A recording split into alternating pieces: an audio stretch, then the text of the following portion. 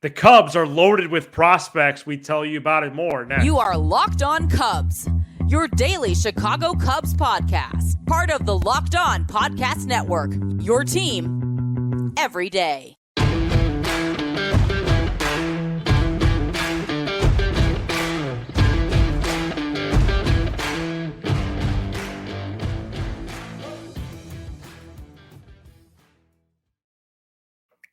You are Locked On Cubs, part of the Locked On Podcast Network, your team every day. Alongside Sam Olber, I'm Matt Cozy. Best way to support the show is by listening every day on your preferred audio platform and by pressing like and subscribe on YouTube. Thank you so much for making us your first listen.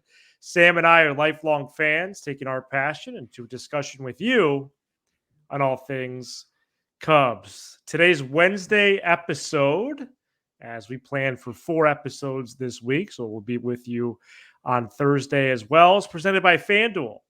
Make every moment more with FanDuel. Right now, new customers get $150 in bonus bets guaranteed when you place a $5 bet. Visit FanDuel.com/lockedon to get started.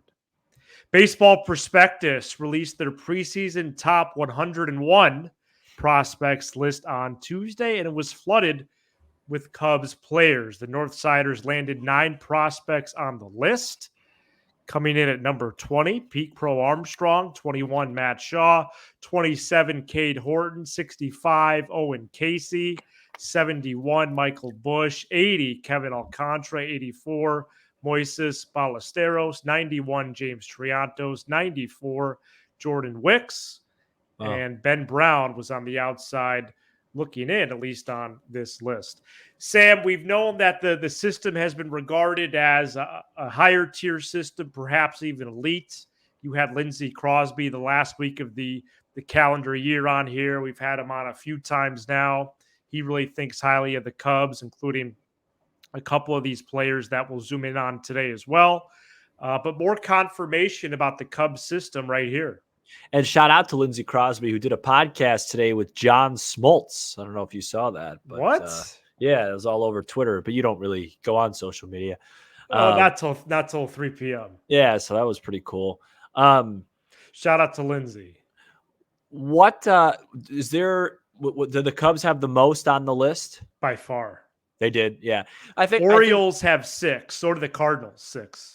I think the Cubs have the deepest system, and that's why, and it's actually kind of,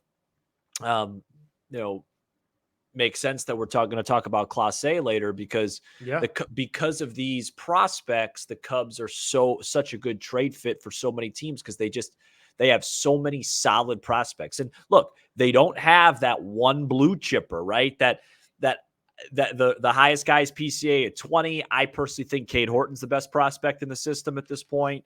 But they don't have a top 5, top 10. But when you have 9 in the top 100, as Craig Counsell says, you're in a very healthy position. And the Cubs they have a ton of currency. I would personally like to see them, use more of the actual financial currency in this free agency. And I'll get to that when we talk about Clase. But I think it's a really positive thing. I think it's Jed Hoyer's meal ticket right now. It's why Jed Hoyer has a job. It's why Jed Hoyer, I think, still is in overall pretty good standing among Cubs Nation. I mean, he literally took a bottom level farm system once he, when he inherited what he inherited and when he traded all the core, he turned it into, I think, Lindsey says on here, the top third. I personally, and obviously he's the expert, but when you have 9 guys in the top 100, I think you have to be at least in the top 5. And their system, I think they have the second best system. Yeah, the Orioles have 6 guys top 100, but 3 are in the top 12. Yeah, and I think there's so many questions about a lot of these guys, like PCA's in the low 20s because, he had a little cameo that didn't go that well in the big leagues. Matt Shaw's just soared up the list. That's crazy. And he's barely even been around. I don't get it. It might be raining on the parade a bit as you take a sip of Gatorade, but how is Matt Shaw 21st? Shout out to Sosa. I mean, because of Mike Schmidt. He's had like 100 at-bats. It's not a coincidence that they share initials, Matt Shaw, Mike Schmidt. Wow. So, and positions, I guess, too. Yeah, exactly. That's why I brought him up. But, I think it's a positive thing. I wonder what Jackson Ferris was on there. Right. Didn't see that. Yeah, I think he might be in that 70 to 80 range. Michael Busch in the 70s is a little low, but I think it's because he's older. Right. And so yeah. I can't remember if I talked about it on here yet or if it was on an X Spaces. Mm-hmm. Well, you've been doing a lot of those. Saying Cade Horton would start game 2 of the NLDS was blasphemous. No, I don't think your takeaway. I'm taking it too literally. Yeah, no, I just think I think he's saying that he believes Cade Horton, if he were to get called up and perform, would be the second best pitcher on the Cubs this fall. Yeah, if he were to come up. Yeah, this October though. But I don't think it's like a literal prediction. I'm just saying I think the point he was trying to make is Cade Horton's upside. Is tremendous. Now, this is before they got Imanaga, but you would much rather have him out there than like a Tyone because he could just wipe guys away. Well, that's really exciting. If his upside is that full tilt, I can't wait to watch this guy. Well, he's one of the best pitching prospects in baseball. He should be starting he's the best right-handed pitching prospect, allegedly. Well, no, I think he's third behind the Pirates guy. Well, whatever. Skeens or whatever. That guy from Pittsburgh. I can't keep up with the prospects. Okay. Yeah, well, no, you're not a big prospect guy. The prospect puzzle. No, and there's nothing prospect wrong. prize. Let's keep trying out other thumbnail captions. Prospect paths. No, I don't like that one. Does it have to be an alliteration, or that's the theme of this week? Yeah. Oh, okay. All right. Well, no, I feel pretty good about the prospects. And well, here, let me give you this. And nice ring, nice subtle scratch of the face, so we can see the ring. He looks good, man. Congrats, congrats. It's awesome. Let me show you mine, man. Here's my ring. I got one ring. It's from 2016, brother. I remember you called me out for this last year when I used the word qualms. Oh, God. Any qualms about Ben Brown not being in the top 100, or it's just a big list? I have no qualms, man. And so I wanted to give you. Can we spell qualms? Is it Q-U qualms? Q-U-A-L-M-S? Is that qualms? That's correct. Yeah. Somebody commented the other day they were freaked out by the laugh. They didn't know that it was Jed Hoyer. They thought it was like a producer in the background. That was today. I just responded. Yeah. Oh, you did? Yeah. I said that's the Hoyer sound drop. Thanks for listening. Yeah. I mean, in all seriousness, we have a lot of newcomers. They appreciate you checking out the show. Shout out to the everydayers who are with us every episode each week. I'd like to rank my top 5 Cubs prospects before we go to break. Yes, and I also like to give you the positions of the 9 in the top 101. I think that's important to look at their positions. Go ahead. Oh, or I could do that first if you want. You do that first, please. All right, so PCA through Wicks, outfielder, third baseman, starting pitcher, outfielder, first baseman, that's Busch, outfielder, catcher / DH, Ballesteros, third baseman, starting pitcher. Pretty good mix, but heavy outfield, and nice to see a couple of starters in there, Horton and Wicks. Cade Horton, number 1. PCA, number 2. Matt Shaw, number 3. Kevin Alcantara, number 4. Oh. And I think number 5 is really, really up in the air. And from the research that I've done recently, would go with Michael Busch. And I'm not talking about the goal line back for the Bears. And Lindsay on the episode a few weeks ago really talked about Owen Casey. I'd have him 5th. Yeah, a lot of people would. If he's a 30-plus homer guy, like Lindsay said, whew, but you don't like prospects, man. That would be great. I don't dislike him. I'd rather invest into the current major league team. Yeah, I listen. I don't. You can connect with that. Of course, I can. I can connect with a lot of things. Now, I hope these dudes come up and help, but I don't know that. And I think at the end of the day, do any of us? No. Well, I know Justin Steele's going to help out. Well, Jed Hoyer gets paid a lot of money to know that. Right. And then also to close out this segment, keeping an eye on the teams closest to the Cubs.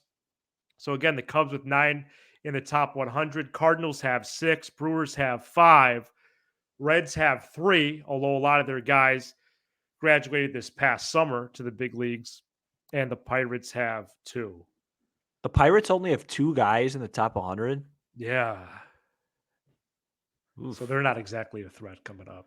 I wonder what Skeens is. He's got to be top 5. And Jesse Rogers reported the Pirates had a similar offer for Imanaga. Did you see that? No, I haven't really paid much Jesse Rogers attention for about 3 years.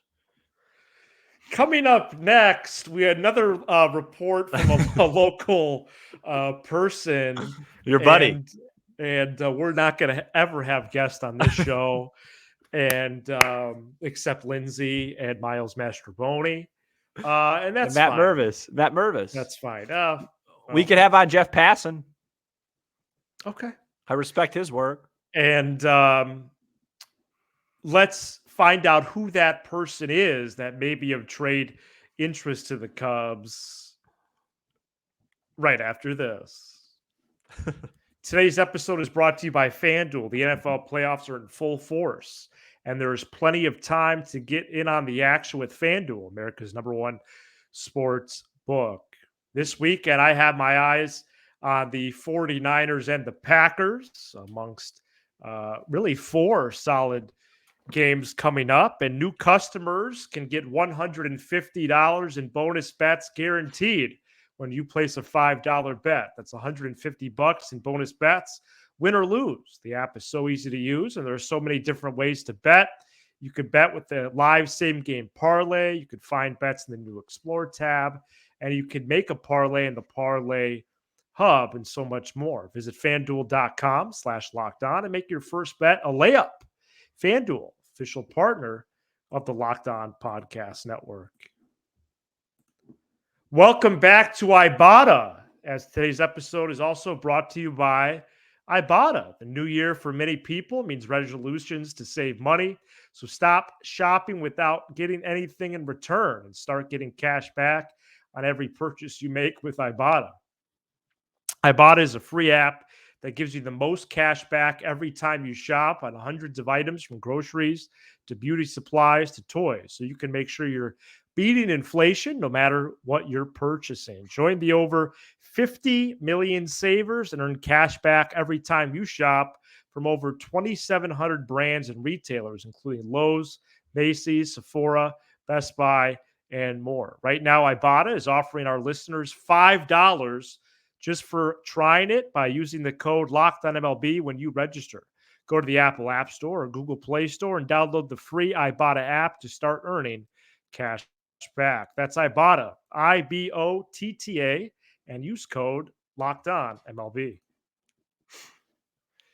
The Cubs are interested in trading for Guardians closer Emmanuel Clase, according to a report on Tuesday from 670 The Score's Bruce Levine, who has also seen increased airtime on Marquee, I noticed. Cubs and Guardians, of course, have been linked for a couple of months. Both of us here on the show have gotten reports of that internally as well. And similar to our Tuesday episode that dropped, Sam, with a focus on Josh Hader, Clase would be an immediate upgrade to the bullpen. He would slide everyone back a rung on the depth chart down in the pen, and he has a great resume. Yeah, I just always don't know with these reports. Is it somebody from the Cubs trying to leverage one of the free agent relievers and saying the Cubs could do something different and pivot? I think it would be very costly. Clase's on a pretty team-friendly deal. I want to say something like 5 for 20, something like that. And he's signed through 26 still. Yeah, and he's great. I mean, he's one of the best relievers in the game. I mean, we talked about Hader. We talked about Bautista. I mean, he's in that realm. So I think, it would be very costly. I'd rather the Cubs just spend a little bit. And I will say, and I know this is a little bit irrational because I don't want the Cubs to overspend, but I do hope that they make another significant free agent signing besides Cody Bellinger, because right now, just the $15 million for Imanaga for next year, and then maybe let's say it's about 20 to 23 for Bellinger.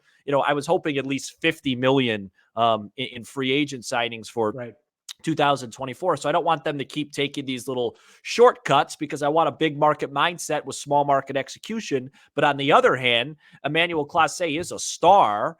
And if they traded for him and he was the guy getting the ninth inning, I would be really excited about it. I know that I basically, tried to answer at both sides there, but here's a guy, 101, 102 mile an hour cutter. He's got wicked off speed stuff. He didn't have a dominant great year by his standard last year, but since he's been in the league, he has been one of the best relievers in baseball, and he would be by far the best the Cubs would have to offer. By far. He's led baseball in saves each of the last 2 years. Career ERA of 2 on the dot. Signed through 2026, one of the larger appeals there as well. So you talk about cost and return. That's definitely two of the things that would obviously need to be ironed out, but it would cost a good amount and for good reason. But if I had to pool players that have ever been linked to the Cubs really since early October, I would say Clase, for me, in terms of trade candidates, is closer to the top of the list. And even if I scroll up on my show outline and look at the 9 prospects in the BP top 101, and why they did 101 instead of 100 makes me chuckle.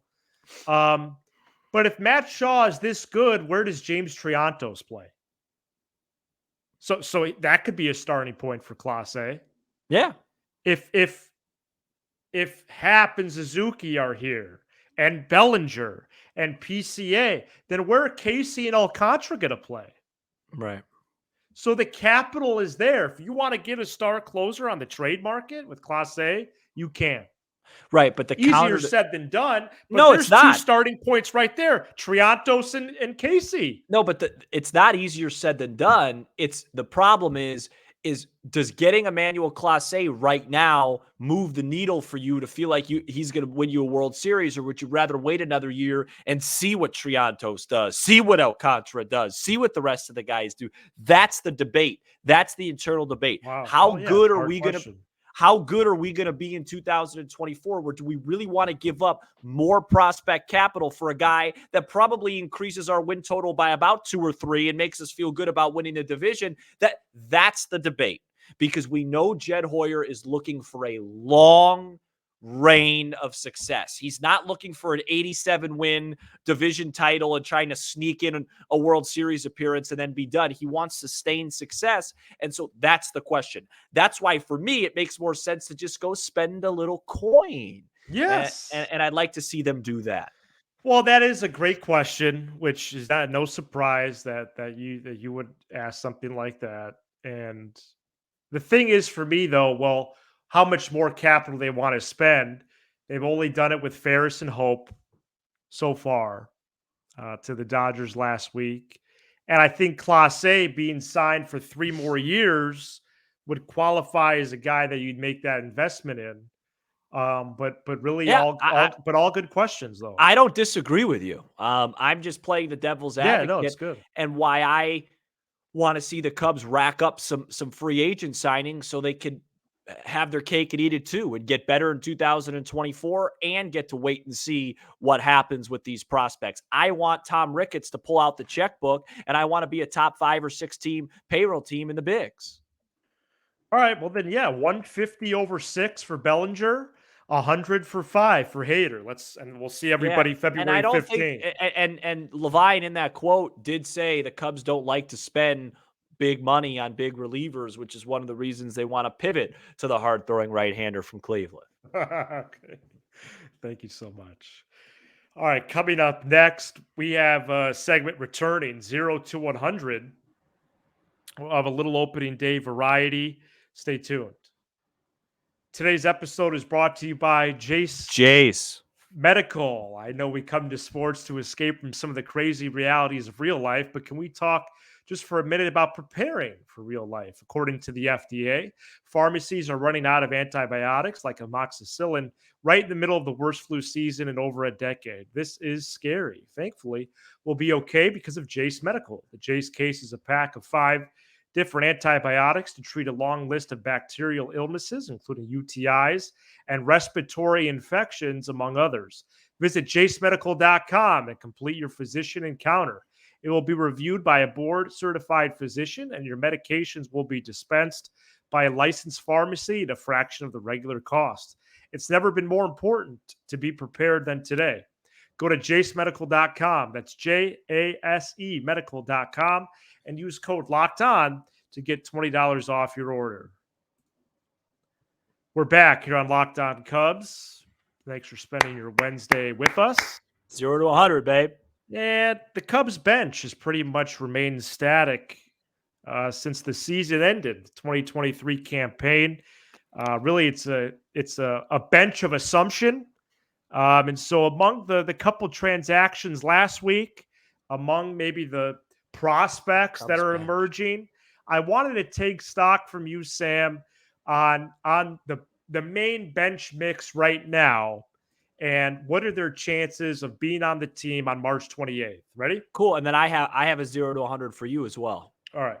So I got 5 names here. What shirt are you wearing? The first share position. Oh, this is from Radio Fam. Listen to my podcast. Very cool. Yeah. What is that? A Bull shirt? Yeah, the 1996. Fantastic. So chances that Nick Madrigal makes the opening day roster. That was good. 75%. 75. Yeah, I think it might even be a tad higher. Yeah, you're probably right. And Mastro is the next guy, Sam. I think, what is he? He's probably closer to 50, right? I'm looking at the Cubs and looking for the Cubs and Grub thing on the side. I was going to post that up, but I don't know. I couldn't find it. Mastro, ooh, yeah. I feel like the Michael Busch thing wasn't great for him. I'd probably go towards about 45%. Okay. Here, I'm going to put that flyer back in there. Patrick Wisdom. Ooh, as of right now, I would say in the 80s. Yeah, right? As of right now? Yeah, because right now, Matthew, they don't have a first baseman that they like versus lefties at that position. I would like to see him make it. I want to see him with Counsell, but if they get somebody at third, that may then shift around the depth charts. I don't think I think his role is going to be right now first base against lefties. Okay, so he's almost a lock then. Or DHing against lefties. He's going to hit versus lefties. I would say 80s for Wisdom. Yeah, so then a third base acquisition would impact Madrigal and Mastro then more. Yes. Way more. I think so. All right, Michael. Who am I, JD? Or Boog? Mike Tauchman. 95%. Wow. Even with Bellinger. Yeah. Okay. Because I don't think PCA is making the opening day roster. Right. I don't either. And finally, Miguel Amaya. Haven't talked about him in a long time. With health? Are you considering health being, assuming he's healthy? Yeah. 100%. He's a backup catcher, isn't he? Well, unless they started him in Des Moines to play every day and had Alfaro on March 28th. Just something to ponder. Something to ponder. No, I'm not pondering. Here's the Cubs and Grub flyer, Sam. Wednesday, February 7th in Des Plaines. Please join us. Wednesday, February 7th, 7 to 9, Des Plaines Theater. Tickets are at the link in the episode description. Unless you think or Jorge Alfaro's a backup. We really want to meet you and hang out, share our Cub stories, have some fun. Daniel, if you're listening from the last show, I promise we're going to get you on the show. Don't worry. Absolutely. And just take some time. We're busy guys here. Quick Apple Podcast chart update, Sam. We're still number 1 in Ireland. We're number 4 in India, number 7 in Japan, and we just went number 1 in another country as well, Finland. Number 1 in Finland. Remember when Tony Kornheiser on PTA did the I'm trying to think of American flag? Should have a Finnish flag. So that's number 1 in Finland, Ireland, number 4 in India, number 7 in Japan. Can I do my score? Can I do my 0 to 100 for you, or are we just gonna forget that I exist? Yes, please do that. 0 to 100. You and I can get together this weekend to watch an American football game. Oh man, can we just say Saturday? Well, again, I am. That's not that's not the game, Matthew. There's 2 games Saturday, 2 Sunday, right? Yeah, I would say, I know you're married and all that. I would say if we're talking that early contest on Saturday, I would put it at like 90. Oh, so the worst one. All right. Yeah, well, I'm just saying. I can't even get a primetime slot out of you anymore. I get the 4 you o'clock. You might be able to. I get the 4 o'clock game. I think it's at 3, right? It might be at 3. But it's all right. I would love to get together on Saturday. Yeah, I'd like to have some bar food. Well, let's go somewhere then. Yeah, let's go somewhere, watch CJ Stroud, and talk about Eberflus or something. Okay, it sounds good. And then we could post something on X. I'd like to order some like bar food. I haven't had a good bar pie in a while. Yeah, well, the last time I was at something like that was with you. Yeah, it was Black Friday. Yes. You treated yourself to a bowl of chili. That's right. So thank you so much for checking out this edition of Locked On Cubs. You give us 20 to 30 minutes, and we'll give you all things Cubs with a laugh or two along the way. Be sure to hit subscribe on YouTube as we are inching closer to 8,000 subs, and smash the like button for the algorithm. Shout out to the audio peeps whenever and wherever you may be listening, perhaps even internationally on Apple, Spotify, and more. He's Sam Olber. I'm Matt Cozy. This is Locked On Cubs.